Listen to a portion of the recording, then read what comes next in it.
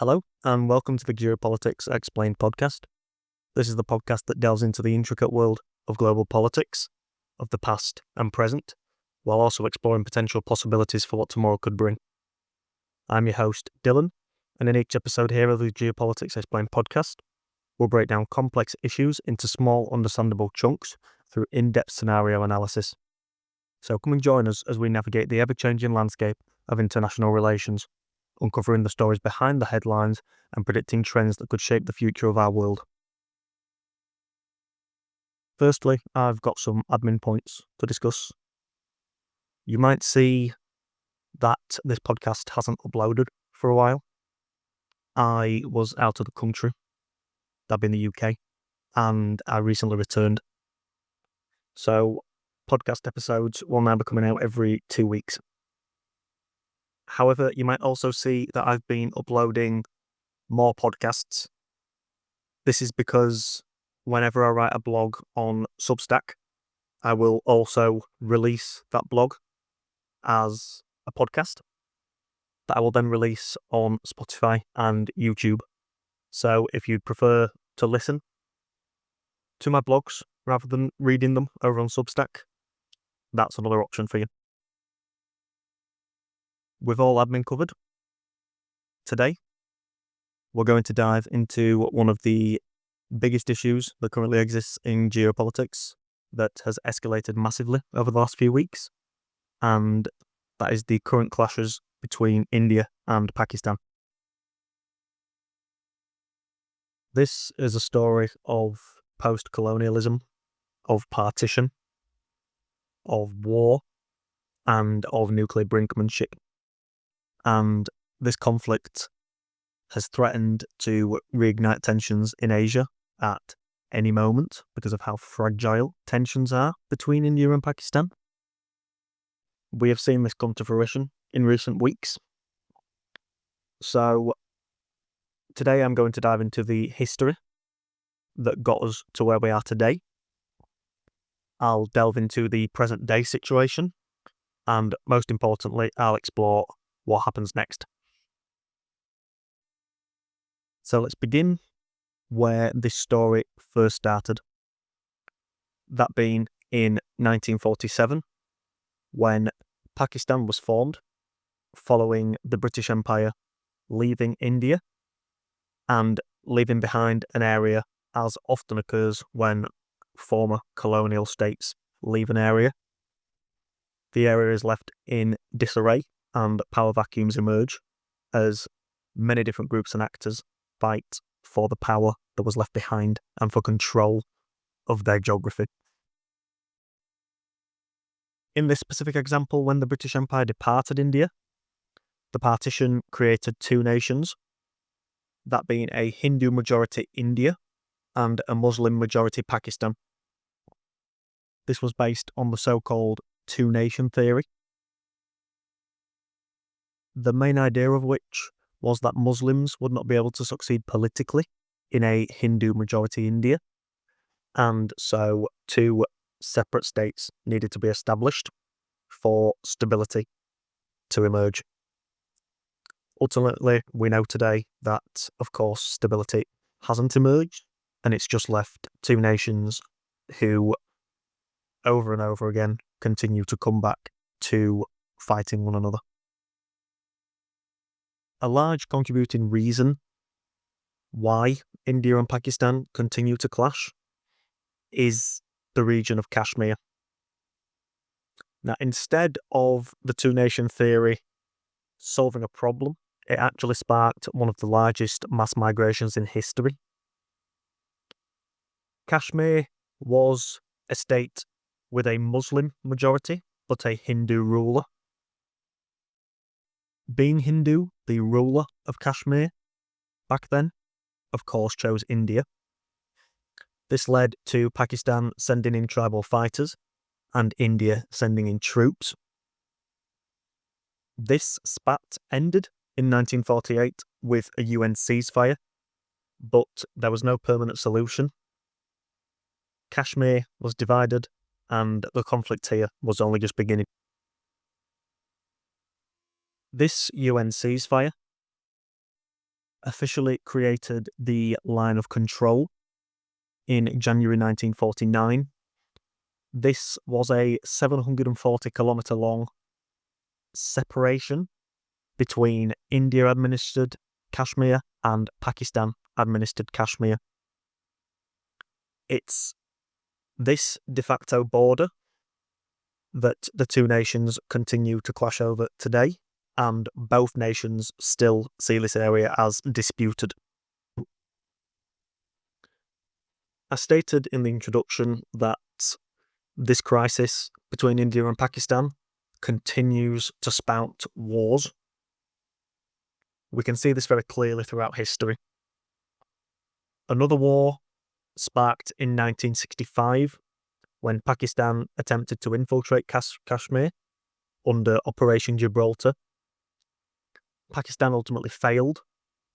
India retaliated, and this led to thousands dying. Peace was reached here when the Soviets intervened and mediated. We again saw conflict rise in 1971. Pakistan's military cracked down in East Pakistan, which today is modern-day Bangladesh, and this led to millions of refugees flocking into India. India invaded East Pakistan in an attempt to calm the military crackdown. This led to Pakistan surrendering, and Bangladesh was born. The Simla Agreement was signed in the aftermath of this conflict, and this pledged that both nations would pursue peaceful resolutions in any conflict between the two. We've seen conflicts occur since the Simla Agreement was signed, and we can see from history that pledging peaceful resolution isn't actually something that is committed to.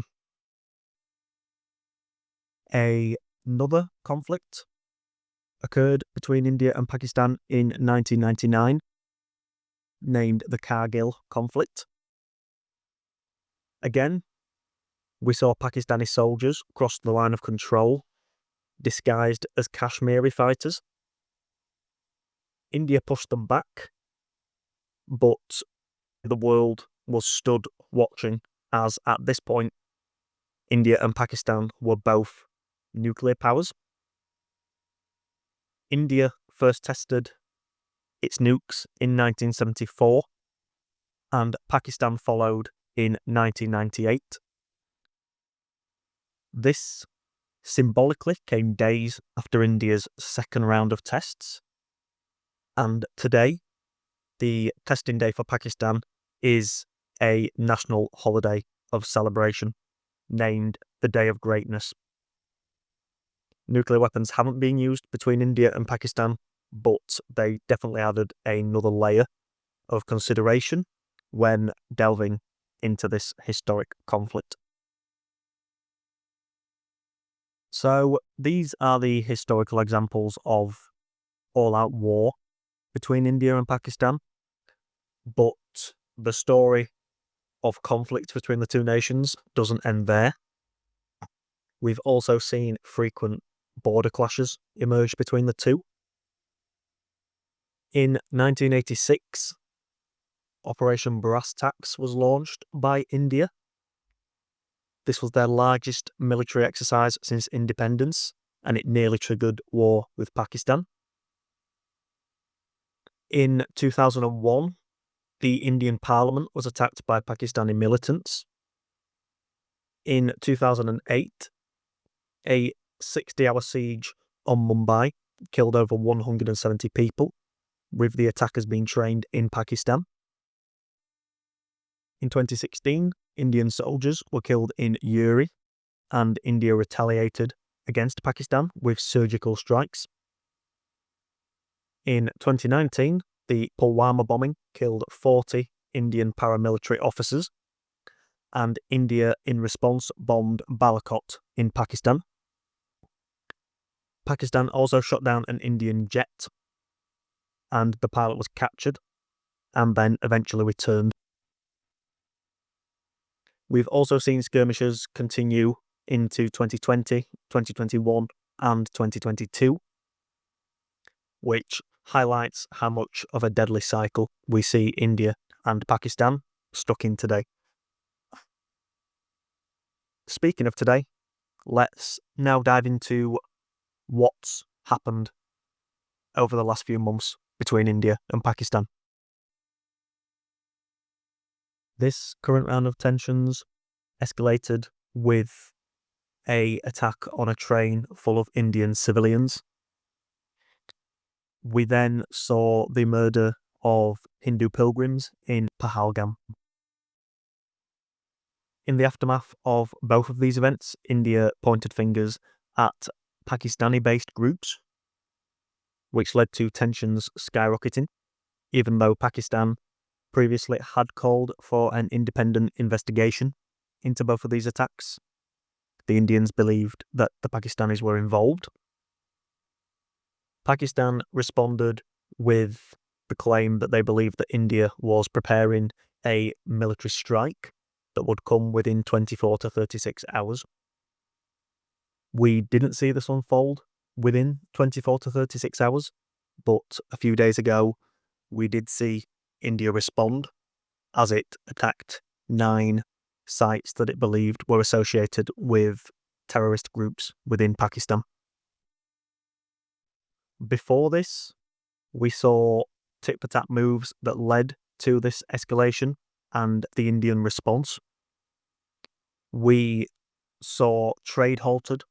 We saw diplomatic ties frozen. Both sides closed their airspaces. We saw the Atari border closed. Both undertook military exercises. Clashes occurred over the line of control in Kashmir. Visas were revoked. Pakistan suspended the Shimla Agreement. And in one of the biggest moves, India suspended the Indus Waters Treaty, which has been a major diplomatic tool between India and Pakistan for decades. When I delve into where this conflict could be heading in the future, a little hint, but the Indus Waters Treaty, in my opinion, will play a large role. Now, after all these tensions, Pakistan has also hinted that it might increase support for Kashmir militants. A big change in this story also occurred when India, specifically Modi, gave his military full operational freedom. This essentially will separate the actions of the military from the political branch in India and will likely be to attempt to protect Modi and Indian politics from any escalation that occurs between India and Pakistan. With so many historical examples of the conflict between India and Pakistan escalating in the past, one of the first questions that popped into my mind was, have we seen any improvements since the 1940s? In the last few decades, there have been some positives that we can take away from India and Pakistan relations. Firstly, in 2008, after the Mumbai attacks, both nations' governments worked together to bring the attackers to justice. In 2014, we saw Modi invite the Pakistani Prime Minister Sharif to his inauguration. But it was at this point where tensions soured once again. India cancelled talks with the Pakistani Foreign Minister after the Pakistani High Commission in India met with Kashmiri separatist leaders. Today, there is one aspect of relations between India and Pakistan that, if revoked, would indicate that tensions could spiral in a negative way. There exists a hotline between India and Pakistan, which remains open today. If this hotline is shut down, this would be a massive issue and, as I stated, would likely contribute to even larger escalation. So, in exploring whether this conflict will escalate further in the future, keep an eye on whether the hotline between the two nations remains open. When it comes to directions that we could head in now, here at Geopolitics Explained, we consider different scenarios that could emerge. Now, from the simplistic point of view, this clash between India and Pakistan could escalate further into war, or it could de-escalate into no war. A low probability scenario is also that we see a nuclear exchange between the two. First of all, I will delve into the no war scenario. Pakistan is heavily incentivized to de-escalate here. Pakistan's economy is weakened. They have been to the IMF many times in the last few decades. Also, if we look at the military, India's military spend is 9 times more than Pakistan's. India's military is double in size of Pakistan's, and India also has a bigger navy and more aircraft. As I mentioned earlier, Pakistan is also heavily incentivized to maintain the Indus Waters Treaty, which again would likely lean them towards seeking de-escalation. In considering a potential nuclear exchange, a reason I believe this is low probability is because in the past, whenever India has launched raids into Kashmir, into Pakistani-administered Kashmir, Pakistan hasn't responded, even though they do have a first strike nuclear policy in the event that they are being invaded. Hence, I don't believe that we will see a nuclear exchange occur this time either. As for India, their nuclear doctrine is no first use policy, so any use would likely come from the Pakistani side first. In seeking de-escalation, there is still an issue that we need to address here. Both sides are going to want to paint this conflict as a victory. How can both do that? Now, one way that this can be addressed is that India will want justice for both the train attack and the attack on the Hindu pilgrims. In India's response, they will want to hurt Pakistan, but they won't want their response to lead to backlash from Pakistan. Since India launched its missile attacks on the 9 terrorist camps, Pakistan has stated that it will respond at a time and place of its choosing. This is what I like to call the Iran tactic. We saw this in January 2024 when Iran and Pakistan exchanged military strikes on one another. This tit for tat ended after they had fired at each other, and that was that. So if de-escalation is to occur between India and Pakistan, it could look something like this. However, we do have to consider the final scenario that we see an escalation occur here between India and Pakistan. On Wednesday, the 7th of May, we saw India launch Operation Sindoor. This involved firing drones at Pakistan overnight on Wednesday the 7th into Thursday the 8th. It's been reported that 2 civilians were killed by debris and 4 soldiers were injured. Pakistan reported that it also shot down 29 of these drones.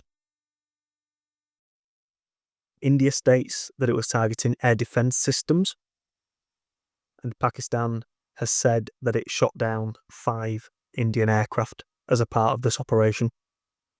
India hasn't commented on this issue as to whether its aircraft were shot down. Later on Thursday the 8th of May, India claims that it thwarted an attack from Pakistan that involved missiles and drone strikes. The target of this Pakistan attack was targeting Indian-administered Kashmir, Punjab, and Rajasthan. Residents in Jammu reported missiles, drones, and explosions overhead amid a citywide blackout. Pakistan actually denied that this attack was them, saying that when they respond to India's attack on the 7th and the 8th, that they won't strike and deny. The biggest worry here is that both India and Pakistan have vowed to respond to any retaliatory aggression. Without intervention, this tit-for-tat risks an escalatory spiral. We did see the Saudi and Iranian foreign ministers flying to Delhi on Thursday in an attempt to seek de-escalation here. Keep an eye on this to see if any progress is made over the next few days. But as I discussed earlier, the key area where we should be maintaining an interest here is in the India-Pakistan hotline. If this remains, then there is a ceiling to which escalations can reach. If this fades, then this is a worrying change that could imply that even further escalation is going to occur. So this breaks down this current short-term spat that we're seeing between India and Pakistan, but the long-term issue remains in place. This is because there is currently no solution to the issue in Kashmir.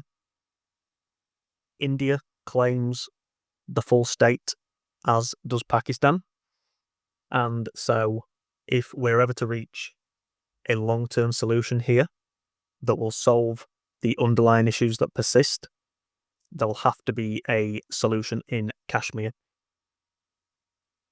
However, neither side is incentivized to back down here. Both want to paint themselves as being in a position of strength. And we also see a lack of international mediators who would want to step in here. The United States has urged for calm, but sells weapons to both sides. China has economic interests in Pakistan, especially through the China-Pakistan Economic Corridor and the Belt and Road Initiative. But China also has its geopolitical rivalry with India, so they are unlikely to step in and attempt to de-escalate here. We also have Russia, who maintains relations with both India and Pakistan, and will call for de-escalation, but will remain neutral on the issue. Hence, this long-term Kashmir issue requires some serious change for any solution to be reached, and incentives need to be discussed and implemented that would lead to a long-term solution.